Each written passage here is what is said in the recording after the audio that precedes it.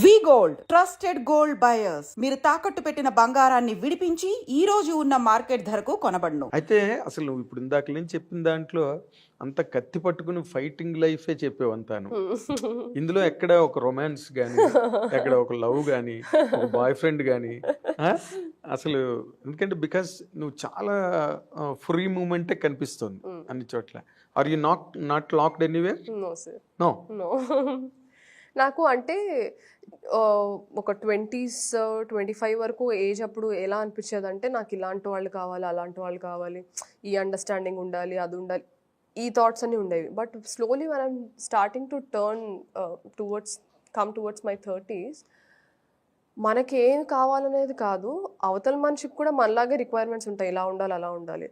So there are certain qualities in me where I have to change to have best relationship with somebody else. మనం వాళ్ళ కోసం కూడా ఆలోచించాలి కదా, మనకేది కావాలనేది చాలా సెల్ఫిష్నెస్.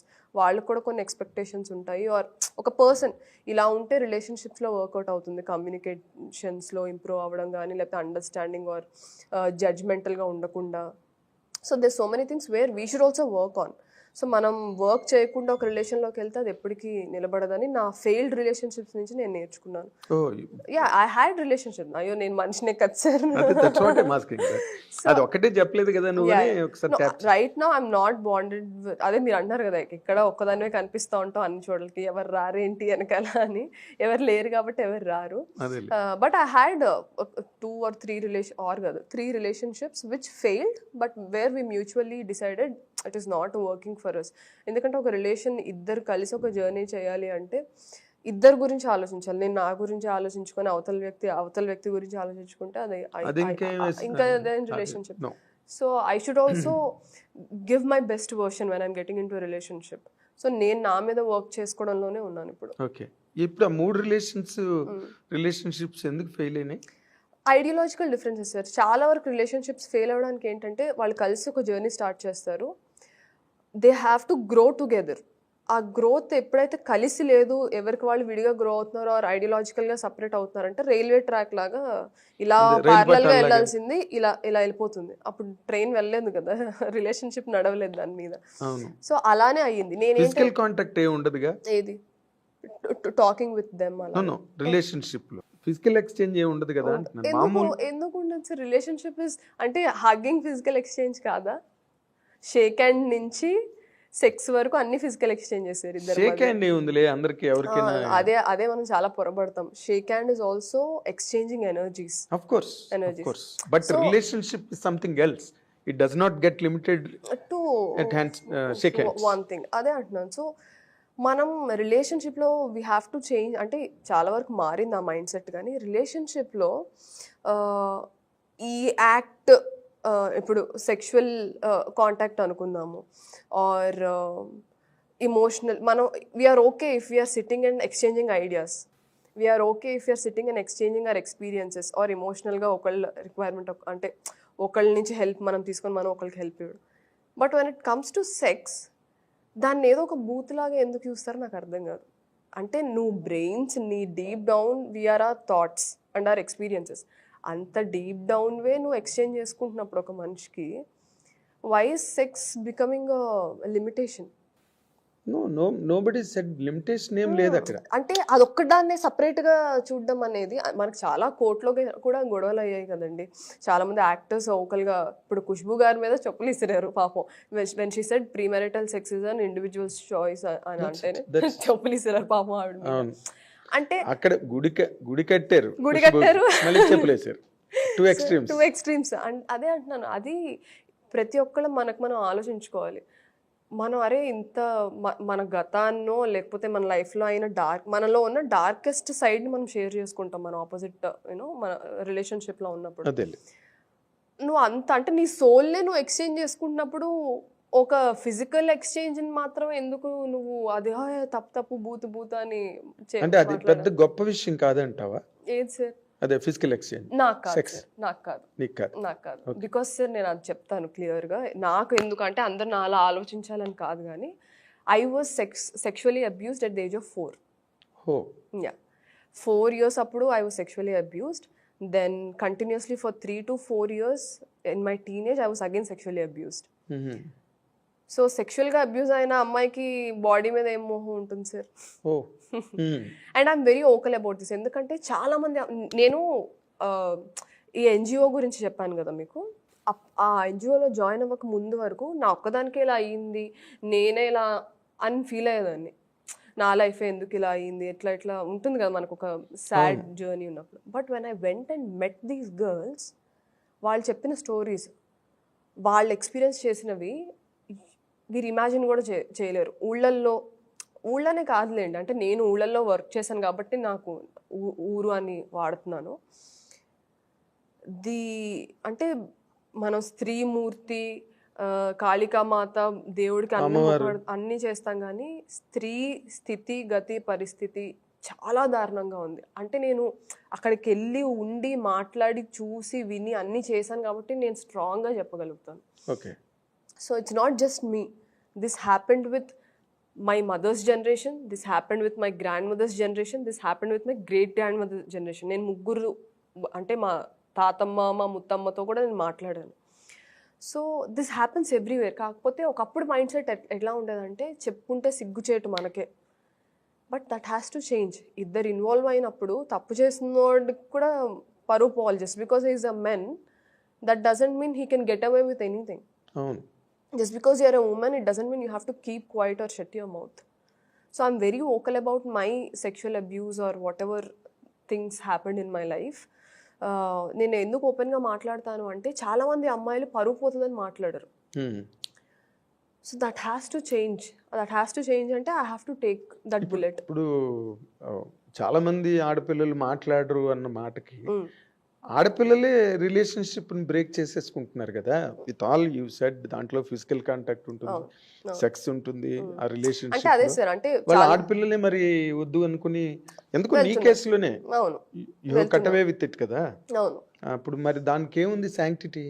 అంటే నేను అదే అంటున్నాను. ఇప్పుడు నేను డిఫరెంట్, నా పర్స్పెక్టివ్ వేరు, బికాస్ నా ఎక్స్పీరియన్సెస్ వేరు కాబట్టి. రిలేషన్షిప్స్ అంటే these are two different things.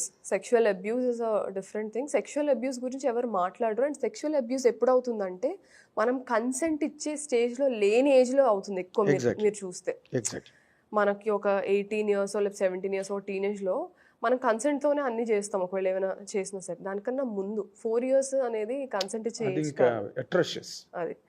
So అంటే this things happened in a very different age group, and this happens in a very different age group. Yes. So our difference కూడా మనం చూడాలి. Exactly. So that is what I అదే ఇప్పుడు దాంట్లో నువ్వు చెప్పినట్టుగా ఈ ఫిజికల్, ఇప్పుడు చాలా మంది, నువ్వు నిన్న మొన్న ఎప్పుడో స్టేజ్ మీద కూడా చెప్పావు మాట, ఇది క్యారెక్టర్ గురించి వచ్చినప్పుడు, నేను ఆ క్యారెక్టర్ యాక్ట్ చేశానంతే, నేను నమ్మాను, it does not mean that I believe in it అని. అలా కొంతమంది ఆడపిల్లలు రిలేషన్షిప్స్ బ్రేక్ చేసుకుంటారు. ఇంకోటి everything is a character by itself కదా. అంటే ఇప్పుడు అందరూ అలానే థింక్ చేయాలనేది ఏం లేదు కదా, ఏం లేదు. Some people you know go along with the stream. వాడు అబ్బాయి బాయ్ వద్దన్నా కూడా they keep quiet and get along. So ఈ సొసైటీ మార్పుల్లో ఇప్పుడు రిలేషన్షిప్ అన్నది కొత్త, అది ఇట్ వాజ్ ఎ టాబు ఒక టైంలో. 70s 80s ఈవెన్ 90s కూడా పెళ్లి చేసుకుంటారు, they are going to marry, they locked in a marriage అన్నది అయితే అది వేరే, వాళ్ళు ఎప్పుడో ఏదో ఒక టైంలో మ్యారేజ్. బట్ ఇప్పుడు అది కాదు, మనకి ప్రియాంబుల్ ఏంటి, ఇట్స్ ఎ రిలేషన్షిప్ అంటే కంపాటబిలిటీ, అంటే they can break away at any given time, conditions apply. అలాంటి వాటిలోకి ఎంటర్ అవుతున్నారు. It's a social revolution in fact. That is where ఆడపిల్ల తాలూకా శాంక్టిటీయే పోతుంది అందులో. లైక్ పోతుంది అంటే వాట్ ఏ గర్ల్కి ఏంటి, ఒక లేడీకి చెస్టిటీ అన్నదే అల్టిమేట్ పాయింట్. అదే చేంజ్ అవ్వాలి కదా సార్. చేంజ్ అయ్యి ఏంటి సాధిస్తారు ఆడపిల్లలు? అలానే ఉండి మాత్రం ఏం సాధించారు ఇన్ని సంవత్సరాలు? అలాగేంటి అదే సార్, ఇది ఇంకా అంటే ఇట్స్ వెరీ సబ్జెక్టివ్. ఇది అంటే ఆబ్జెక్టివ్ గా చెప్పడం కష్టం, ఎందుకంటే ప్రతి ఒక్కరు నా చేస్టిటీ అనేది ఒక ఆడపిల్లలకి ఉండాలని పాయింట్ కాదు, even men should have that. అదే ఆ జెండర్ అంటే మనం ఒకటి ఫైన్ ట్యూన్ అయిపోయాం బ్రెయిన్లో, అమ్మాయిలు అంటే ఇది, అమ్మాయిలకి ఇది ఉండాలి, అమ్మాయిలు ఇలానే ఉండాలి అనేది.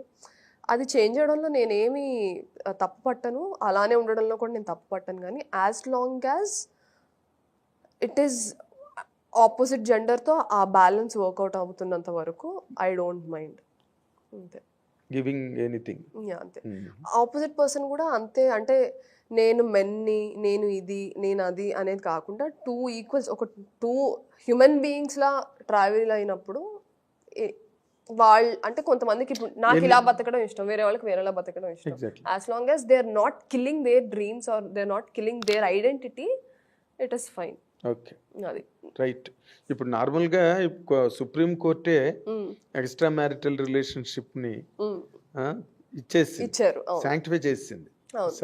ఇంకప్పుడు అలాంటప్పుడు రిలేషన్షిప్ అనేది నథింగ్, పీనట్స్ కూడా కాదు. ఒకప్పుడు ఏమైపోయేదంటే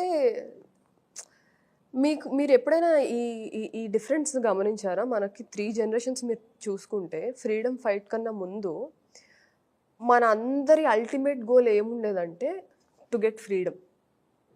అందరూ అదే ధ్యేయంతో బతికేవాళ్ళు. వన్స్ ఫ్రీడమ్ వచ్చేసిన తర్వాత వి బికెమ్ ఇల్లిటరసీ ఎక్కువ అయిపోయింది, మనకి జాబ్లెస్ అయిపోయాం అందరం. That is the generation where we were thinking of getting girls married and అబ్బాయిలకి జాబ్ వచ్చేయాలి అంటే మనం ఒక సేఫ్టీ అండ్ సెక్యూరిటీని కోరుకున్నాము. Because that is what we were lacking ఆ జనరేషన్లో. సో ఆ జనరేషన్లోనే ఎక్కువ చైల్డ్ మ్యారేజెస్ అవ్వడం కానీ, అంటే అమ్మాయిలకి మ్యారేజెస్ చేసి పంపించేయడం, ఆర్ అబ్బాయిలకి ఒక స్టాండర్డ్ జాబ్ ఉండాలి వాళ్ళకే ఇవ్వాలి అని కానీ, వాళ్ళకే అమ్మాయిని ఇవ్వాలి, ఆడపిల్ల సెక్యూరిటీ స్ట్రీట్ అని. దాని తర్వాత ఏమైపోయిందంటే నెక్స్ట్ జనరేషన్కి ఇండివిజువాలిటీ వాస్ ప్రివేలింగ్. అంటే నాకంటూ ఒక ఐడెంటిటీ ఉండాలి అనేసి అమ్మాయిల్ని కూడా ఈక్వల్గా చదివించడం, ఆర్ అమ్మాయిలు వాళ్ళు ఓన్గా డెసిషన్స్ తీసుకోవడం, they being vocal about their opinions. ఆ చేంజ్ ఏంటంటే మనం చాలా ఇండివిజువల్ లెవెల్లో ఆలోచిస్తాం కానీ వెన్ యూ ఒక టాప్ యాంగిల్ నుంచి చూస్తే మన సొసైటీలో అయ్యే చేంజెస్ బట్టే మనుషులం మనం అడ్జస్ట్ అవుతా, అడాప్ట్ అవుతా ముందుకెళ్తాం. అవును, చేంజింగ్ కండిషన్స్ బట్టే. ఆడపిల్లలకి ఎప్పుడైతే చదువులు వచ్చినాయో they started taking ownership for themselves. ఎక్కడో నీలాంటి అమ్మాయి యూనివర్సిటీలో ఒక అమ్మాయి ఉండి కొంతమంది మైండ్ సెట్స్ మార్చొచ్చు. That is happening also, that's happening. Okay, ఇప్పుడు మనం అనుకున్నప్పుడు ఏంటంటే in the rolling down of the society ఏది మంచో ఏది చెడో తేల్చుకునే పొజిషన్ లో ఎవ్వరూ లేరు. ఇప్పుడు మనం ఈ రోజున and I also think there is no such thing sir. Black and white లో మూవీస్ లో చూపించడానికి హీరో విలన్ బాగుంటుంది కానీ లైఫ్స్ ఆర్ గ్రే. మనలోనే మంచి ఉంటుంది, మనలోనే చెడు ఉంటుంది. మన సిచ్యువేషన్స్ బట్టి మనం తీసుకునే డెసిషన్స్ నాకు కొన్నిసార్లు మంచిగా అనిపించవచ్చు, ఆపోజిట్ పర్సన్ చెడ్డగా కనిపించవచ్చు. So but at the end of the day the comfort of the both the parties are very important. అదే ఇందాక నేను చెప్పినట్టు exactly, as long as that is working out వాళ్ళ ఇష్టం సార్. బట్ ఇవన్నీ తెలియకుండా ఫిజికల్ కాంటాక్ట్ లోకి ఎంటర్ అవ్వడం అన్నది ఎంత కరెక్ట్ అన్నది అక్కడ పాయింట్. అదే నేను అది ఇట్ ఈస్ ఆల్ మొమెంటరీ కదా, అది momentary. And also we have to అదే I want every person, women or men, to introspect before getting into it. అంటే అది మొమెంటరీ మీరు చెప్పినట్టే, క్షణికావేశమే కదా అది మనకి. అంటే keeping the moral grounds aside, when a woman gets into a physical relationship with somebody, she should always have certain elements in her brain. ఒకటి, socio-economicalగా is she capable of dealing with that situation. తర్వాత socially అంటే మనకు చాలా comments వస్తూ ఉంటాయి మన చుట్టుపక్కల నుంచి. Is she ready, is she mentally ready or mentally capable to handle that situation. Number 2, ఫైనాన్షియల్గా if something goes wrong, be it her health or if she might conceive later on, we don't know, anything might happen. Is she capable of dealing with that situation, and is she educated enough to handle that situation, or is she tanak family support unda if something goes wrong to handle. అంటే morally you and me మనం ఇక్కడ కూర్చొని మనం ఏదైనా మాట్లాడుకోవచ్చు, అది it's all theoretical but ఇవన్నీ practical. yes so I am more concerned about these. yes, more than moral. no you are concerned that they are the vital points ade that determine the whole process. Whole future of her and her ఆ generation and next generation మీద ఆ డెసిషన్సే decide చేస్తాయి. Consequences అన్ని దాని మీదే ఉన్నాయి. So నేను వాటి గురించి ప్రాక్టికల్గా ఏదైతే మనకు దాని గురించి నేను ఎక్కువ ఆలోచిస్తాను. Right, you are absolutely correct.